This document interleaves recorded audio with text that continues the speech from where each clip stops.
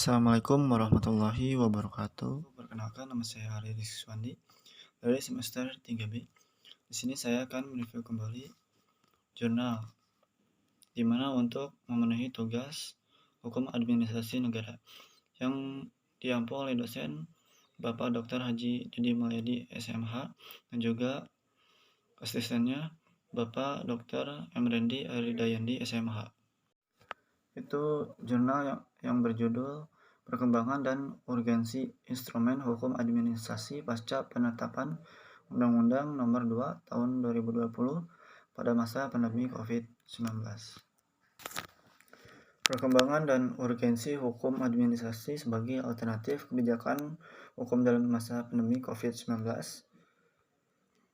Pembentukan dan penetapan Undang-Undang Nomor 2 Tahun 2020 sesungguhnya mencerminkan pemerintah yang menjadi substansi dari praktik hukum administrasi, yakni pembentukan instrumen hukum dengan tidak melibatkan lembaga legislatif. Dasar pemikiran itu setidaknya menyangkut dengan 4 hal, yaitu yang pertama, penetapan Undang-Undang Nomor 2 Tahun 2020 diawali dengan penetapan Perpu Nomor 1 Tahun 2020 yang merupakan prerogatif Presiden, meskipun perihal penetapannya dilakukan oleh DPR. Yang kedua, terdapat materi muatan dalam Undang-Undang Nomor 2 Tahun 2020 yang mendelegasikan kewenangan dari atasan ke bawahan. Yang ketiga, apabila merujuk pada pasal 27 ayat 3 nomor Undang-Undang Nomor 2 Tahun 2020, Undang-Undang bukan termasuk objek gugatan Pengadilan Tata Usaha Negara. Yang keempat, tidak adanya RUU yang berkaitan dengan COVID-19 dalam Proglenas 2020 sampai 2024 secara tidak langsung memberikan kewenangan kepada pemerintah eksekutif untuk pembentukan kebijakan-kebijakan di masa pandemi. Hal ini membuktikan bahwa kebijakan pemerintah yang tempuh dalam masa pandemi syarat dengan instrumen hukum administrasi karena tidak melalui proses bargaining atau Rechtspraak.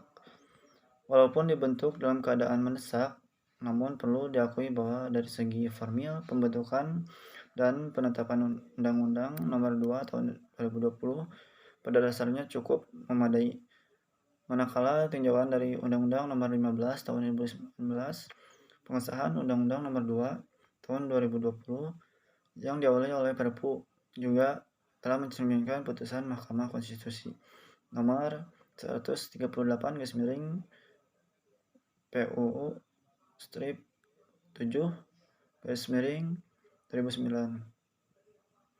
Hanya saja, salah satu bentuk kekurangan Undang-Undang Nomor 2 Tahun 2020 tidak terdapat bab tentang ketentuan umum yang mempunyai kedudukan penting dalam memberikan definisi operasional mengenai istilah-istilah yang digunakan, terlepas dari pasal-pasal kontroversial yang terdapat dalam materi muatan undang-undang aku.